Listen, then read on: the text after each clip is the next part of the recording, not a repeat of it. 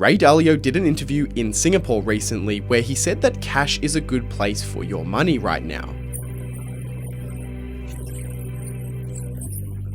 Dalio built one of the biggest investment firms of all time and has now shifted to analysing hundreds of years of economies to understand the changing environment we find ourselves in today.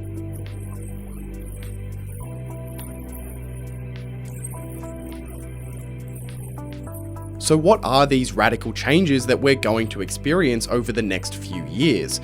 And how does Dalio believe that you should be investing to both benefit from the new paradigm while also protecting your wealth from the debt crisis?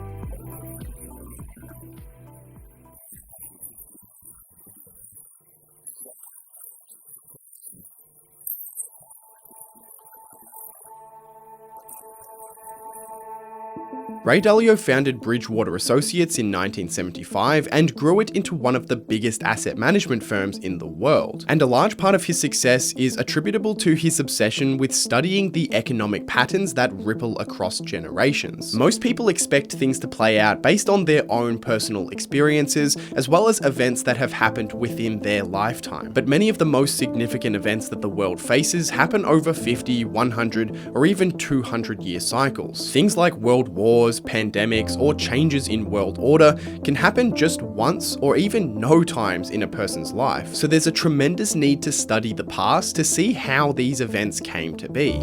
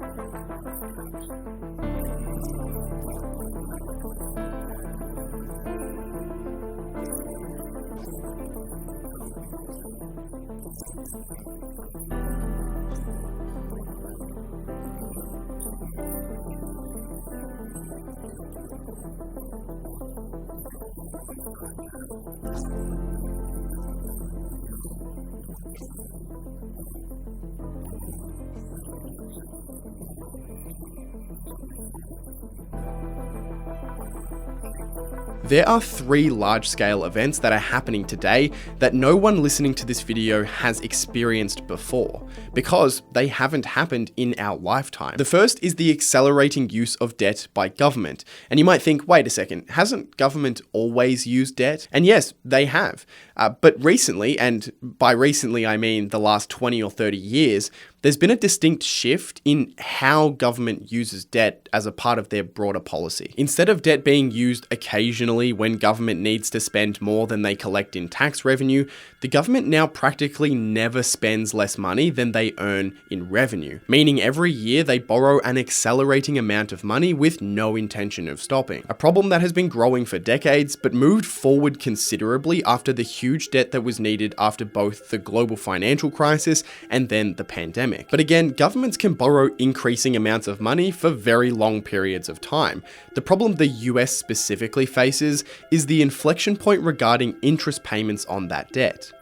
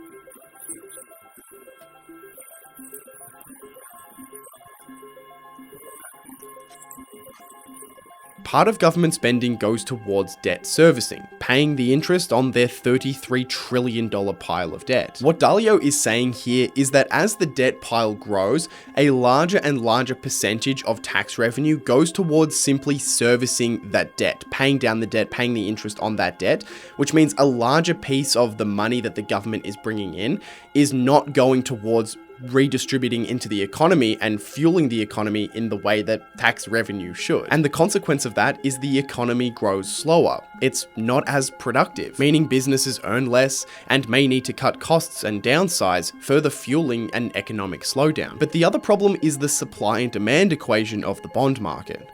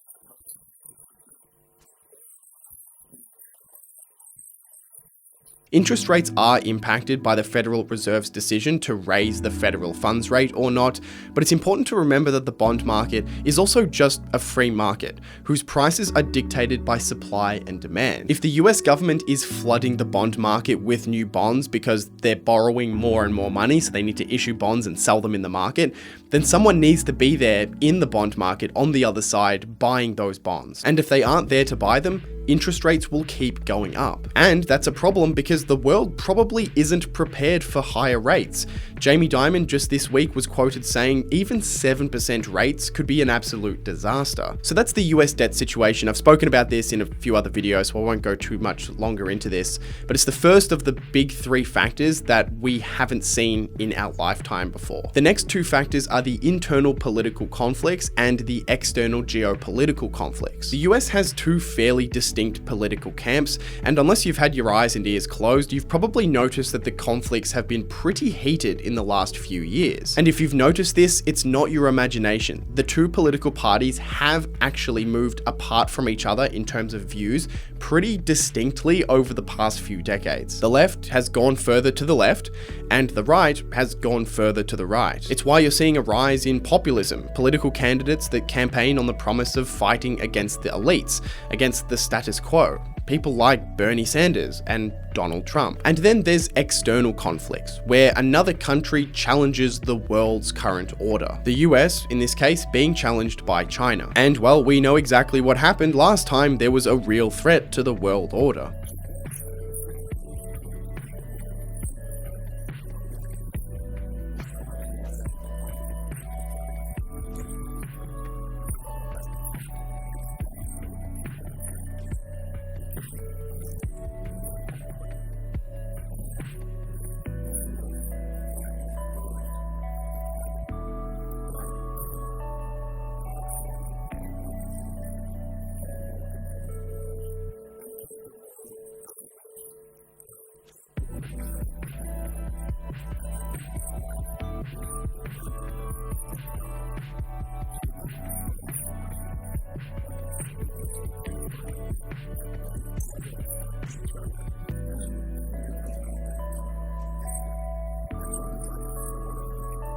So that's the environment we're currently in. We're experiencing 5 major factors, some of which haven't occurred in our lifetime, but certainly we've never experienced all 5 at the same time. But how should we invest, given the uncertainty over the next few years?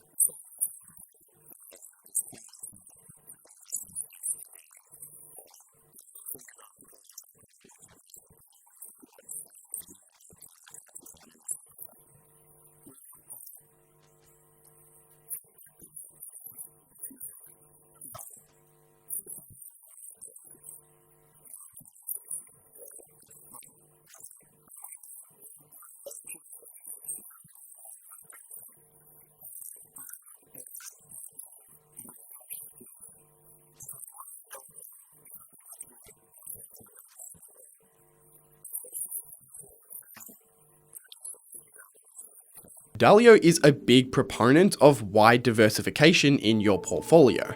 Diversification across asset classes, currencies, and countries, which, if done right, can reduce the risk in your portfolio while still providing a healthy rate of return. Something Dalio says here is extremely underrated. What he doesn't know is going to be much more important than what he does know. Despite a number of decades studying macroeconomics and financial markets, still to this day he finds things that happen in the economy that surprise him. And that's simply because financial markets are complex. There's a lot of different moving parts, which means the outcomes of all of those moving parts isn't always obvious. And so diversifying is a good way to protect yourself against some of those unknowns. For example, if you're unsure about how the US dollar is going to change relative to the Australian dollar, and like me, an Australian who has business in the US is going to be exposed to that shift throughout my lifetime, then I'd want to be diversified in both currencies.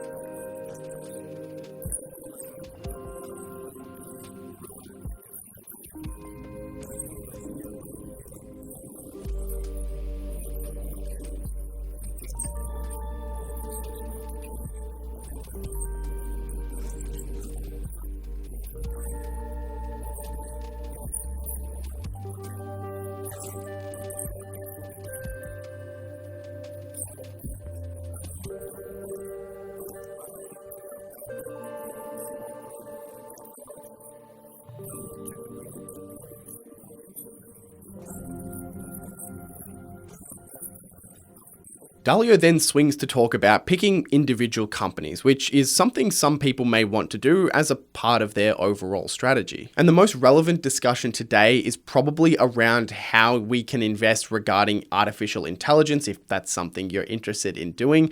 And when it comes to big shifts in technology like AI, it's important to think of companies in a couple of different key categories. First, there's the companies that will completely ignore the new technology and will most likely be left behind or displaced by newer or other businesses. Those companies, generally speaking, you probably don't want to invest in. They're likely to suffer the same fate that every company ultimately faces in capitalism, which is going out of business. Then there are the companies that are the bleeding edge disruptors, the ones actually creating the new technologies. And while some of these will end up being huge success stories, it's going to be difficult to pick out the winners from the rest of the bubble. Think about being in the late 90s and trying to pick out Amazon from all of the other companies. Amazon, which at the time was a little online book retailer. That was the company that you had to invest in, not all of these other companies like Yahoo, for example, which had $100 billion valuation at some point and then was sold for a few $1,000,000 or something like that a little bit later. But it's very difficult to actually know which of the new disruptors are going to actually lead to success. Most of them will just be hype companies as a part of a bubble and you'll lose all your money on them. The last group are established companies that go on to use new technology to advance their competitive position. These are the companies Dalio thinks come out best. An example of this may be something like a Microsoft or a Google, well-established companies with deep competitive advantages that will use their enormous resources to capitalize on the new technology.